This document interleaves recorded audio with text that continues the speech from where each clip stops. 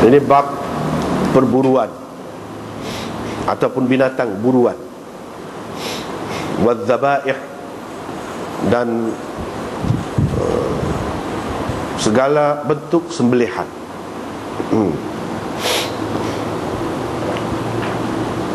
Imam Muslim dengan sanad yang meriwayatkan daripada Adi bin Hatim, katanya, saya bertanya, wahai Rasulullah, sesungguhnya saya melepaskan anjing-anjing yang telah diajar, lalu anjing-anjing itu menangkap, yakni binatang buruan, untuk saya. Saya menyebut nama Allah ketika melepaskannya. Faqala, maka Nabi SAW menjawab, kalau kamu lepaskan anjingmu yang telah diajar dan kau telah menyebutkan nama Allah ketika melepaskannya, maka makanlah, yakni binatang yang ditangkap oleh binatang buruan. Qultu, saya bertanya lagi, wa in qatalna, walaupun anjing-anjing itu membunuh? Qala, Nabi SAW menjawab, walaupun anjing-anjing itu membunuh, selagi ia tidak dikongsi oleh anjing lain yang tidak ada bersamanya. Qultu lahu, saya bertanya lagi, Nabi SAW, saya memanah dengan menggunakan kayu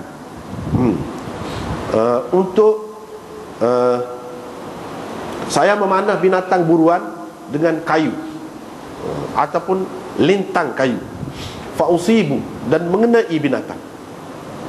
Faqala, Nabi SAW menjawab, kalau engkau baling dengan kayu dan kayu itu menembusinya ataupun melukakan binatang yang diburu itu, fakulhu, makanlah.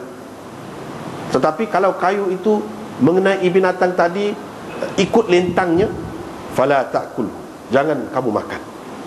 Dengan sanadnya, Imam Muslim meriwayatkan daripada Adi bin Hatim, katanya, saya bertanya Rasulullah SAW, kataku, sesungguhnya kami adalah satu golongan, satu puak yang memburu binatang dengan menggunakan anjing-anjing ini.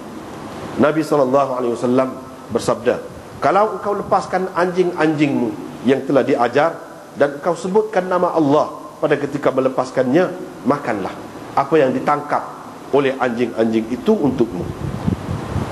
Wa in qatalna, walaupun ia telah membunuh binatang yang diburu itu, kecuali kalau anjing itu makan, yakni binatang buruan. Kalau ia makan, maka jangan kamu makan, kerana saya bimbang, saya takut ia sebenarnya menangkap untuk dirinya sendiri. Dan kalau anjing engkau itu bercampur bau dengan anjing-anjing yang lain, maka jangan makan. Dengan sanadnya, Imam Muslim meriwayatkan daripada Adi bin Hatim lagi, katanya, saya bertanya Rasulullah SAW tentang lintang kayu ataupun kayu saja, kayu anak panah yang tidak ada mata dia. Nabi SAW menjawab, kalau kayu itu mengenai binatang yang diburu, ikut tajam, sebelah tajamnya, fakul, maka makan. Tetapi kalau ia mengenai binatang yang diburu itu, ikut lintangnya, faqatala, lalu membunuh binatang itu, fa innahu waqid, ia termasuk dalam waqid, yakni binatang yang mati kerana dipukul, terhentak. Fala ta'kul, maka janganlah engkau makan. Wa sa'altu, saya juga telah bertanya Rasulullah SAW tentang anjing. Baginda menjawab, kalau engkau lepaskan anjingmu dan engkau menyebut nama Allah pada ketika melepaskannya, fakul, maka makanlah. Kalau anjing itu makan sebahagian daripada binatang yang diburu itu, maka jangan kamu makan, kerana sesungguhnya ia telah menangkap binatang itu untuk dirinya. Qultu, saya bertanya lagi, kalau saya mendapati di samping anjing saya itu anjing yang lain, dan saya tidak dapat pastikan yang mana satu dari dua anjing itu yang telah menangkapnya, Nabi SAW menjawab, jangan kamu makan, kerana engkau telah menyebutkan nama Allah ketika melepaskan anjingmu, yakni anjingmu sahaja, engkau tidak membaca ataupun menyebut nama Allah untuk anjing yang lain. Dengan sanadnya Imam Muslim meriwayatkan satu lagi ni serupa tu juga, mislahu. Beberapa riwayat ni serupa tu juga. Kemudian riwayat daripada Adi bin Hatim lagi, katanya saya telah bertanya Rasulullah sallallahu alaihi wasallam tentang binatang yang diburu dengan menggunakan kayu. Dengan menggunakan kayu. Faqala, Nabi sallallahu alaihi wasallam bersabda, mana-mana yang mengenai ikut tajamnya ataupun sebelah tajamnya, fakulhu, makanlah. Dan mana-mana binatang buruan yang terkena ikut lentangnya, ikut lentang kayu itu, fahuwa waqid, ia termasuk dalam binatang yang mati kerana terhentak ataupun dipukul. Saya bertanya Nabi sallallahu alaihi wasallam tentang saydil kalb, tentang buruan anjing ataupun binatang yang diburu oleh anjing. Faqala, Nabi sallallahu alaihi wasallam menjawab, apa-apa yang ditangkap olehnya untuk kamu dan ia tidak makan sedikit pun daripadanya, fakulhu, makanlah. Kerana sembelihan untuk binatang itu ialah tangkapan anjing itu sendiri.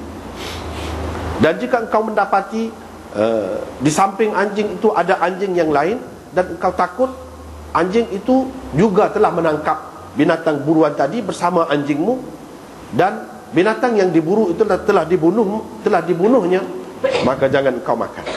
Sebab engkau hanya menyebut nama Allah ketika melepaskan anjingmu, engkau tidak menyebut nama Allah untuk yang lain. Dengan sanad satu lagi itu serupa itu juga. Riwayat daripada Adi bin Hatim lagi, dia kata, ni perawi kata, Sya'bi kata, saya telah mendengar Adi bin Hatim. Adi bin Hatim ni adalah jiran kami, dan dia ni orang yang baru pendatang kepada kami, warabitan, dan seorang yang sentiasa berada bersama kami di Nahrain, satu tempat. Bahawa dia telah bertanya Nabi sallallahu alaihi wasallam, katanya, saya melepaskan anjing saya, lalu saya mendapati bersama anjing saya itu ada anjing yang lain yang juga telah menangkap binatang itu, binatang buruan itu.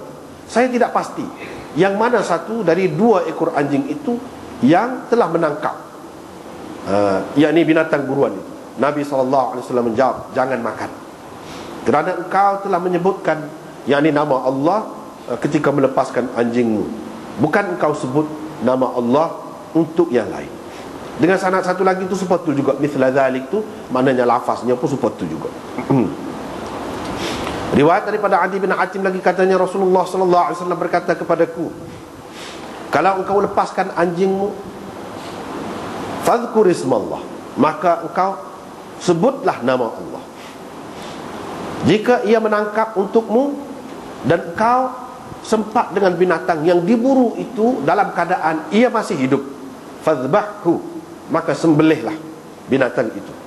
Dan jika engkau mendapatinya dalam keadaan ia telah terbunuh, dan anjing itu tidak memakan sedikit pun daripada binatang yang diburu itu, makanlah, engkau boleh makan. Dan jika engkau mendapati bersama anjingmu ada anjing yang lain, dan binatang yang diburu itu telah pun dibunuhnya, maka jangan engkau makan, kerana engkau tidak pasti yang mana satu dari dua ekor anjing itu yang telah membunuhnya. Dan jika engkau telah melepaskan anak panahmu, maka jika engkau hendak melepaskan anak panahmu, maka engkau sebutlah nama Allah. Dan jika binatang yang dipanah oleh engkau itu hilang selama sehari daripada kamu, dalam keadaan engkau tidak mendapati padanya kecuali kesan anak panahmu sahaja, kemudiannya engkau dapati ada pada dia tu kesan anak panahmu saja, mati dah, fakul, makan. In syi'ta, kalau engkau mahu. Kalau engkau dapati ia telah ghariqan, tenggelam ataupun lemas di dalam air, fala ta'kul, jangan makan. Dengan sanadnya Imam Muslim meriwayatkan daripada Adi bin Hatim, katanya saya telah bertanya Rasulullah sallallahu alaihi wasallam tentang binatang yang diburu. Qala, Nabi sallallahu alaihi wasallam bersabda, kalau engkau melepaskan anak panahmu, yakni jika engkau hendak melepaskan anak panahmu, maka engkau sebutlah nama Allah. Jika engkau mendapatinya telah terbunuh,